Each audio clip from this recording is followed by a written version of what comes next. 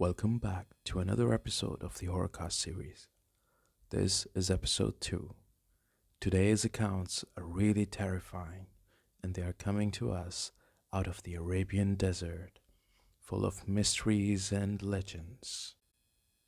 The unforgiving heart of the Arabian desert, where the scorching sun gives way to freezing nights. The mysterious wind carries the whispers of jinns cursed to wander the dunes.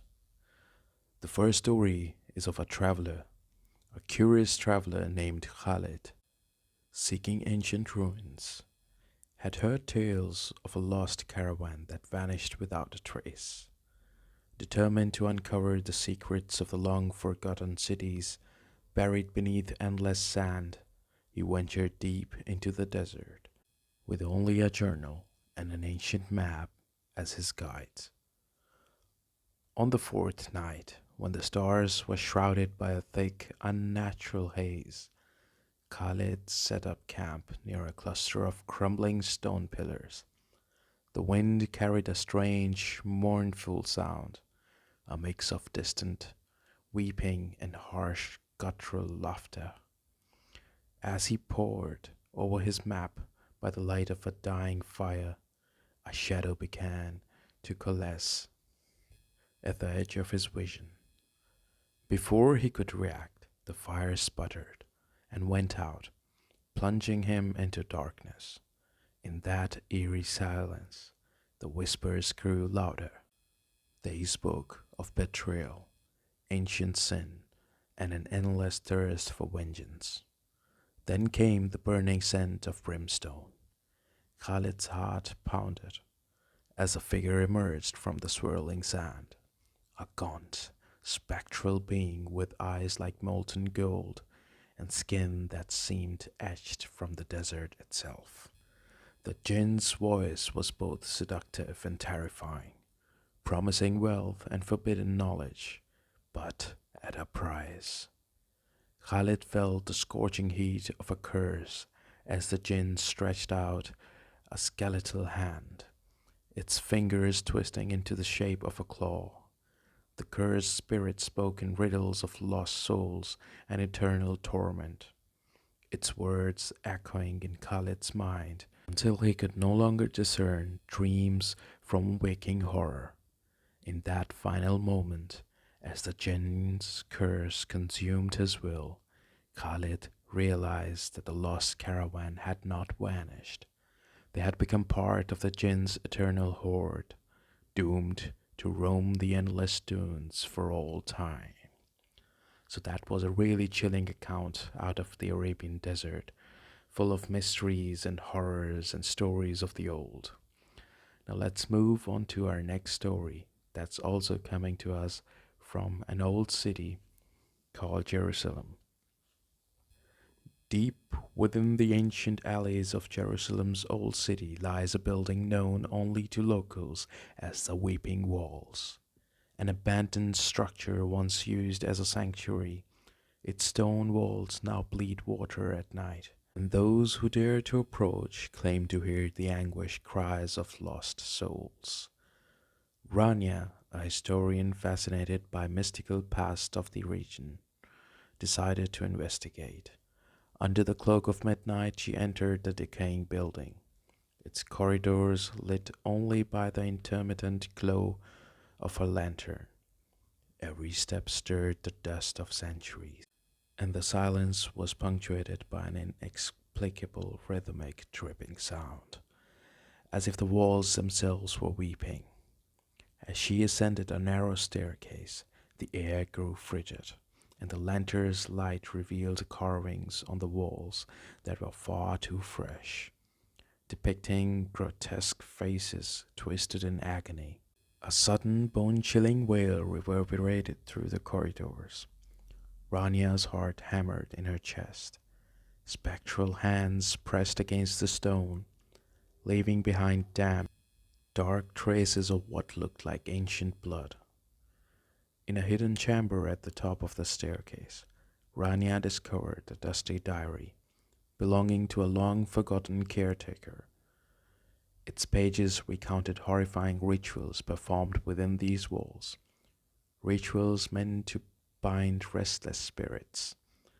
The diary warned that every tear the walls shed was a soul trapped in eternal sorrow, and that the ritual's failure had doomed them to relieve their anguish with every passing night.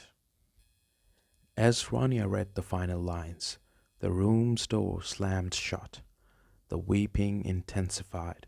The sound of endless sobbing filled her ears as a spectral figure emerged from the walls, their eyes pleading for release. Frozen with terror, she realized that the sanctuary was not abandoned. It was a prison for souls condemned to suffer forever. Rania's final scream was swallowed by the relentless sound of the weeping walls. The next day, Rania was discovered unconscious, laying on the floor of the abandoned building. And then she shared the account of horror she met inside. There are certainly a lot of these ancient, mysterious buildings and ruins scattered across the ancient, legendary cities of the Middle East, the mysteries of desert. Now, the third account is coming to us from the ancient city of Cairo. It's about a guy named Yusuf, who's a curious antiquities dealer. In the bustling heart of Cairo, beneath the vibrant colors and erotic aromas of the Khan el Khalil Bazaar, a hidden darkness lurked, a curse as old as city itself. Local lore spoke of a secret alley known as the Bazaar of Shadows, where ancient relics were traded in whispers, and where those who entered never quite emerged the same.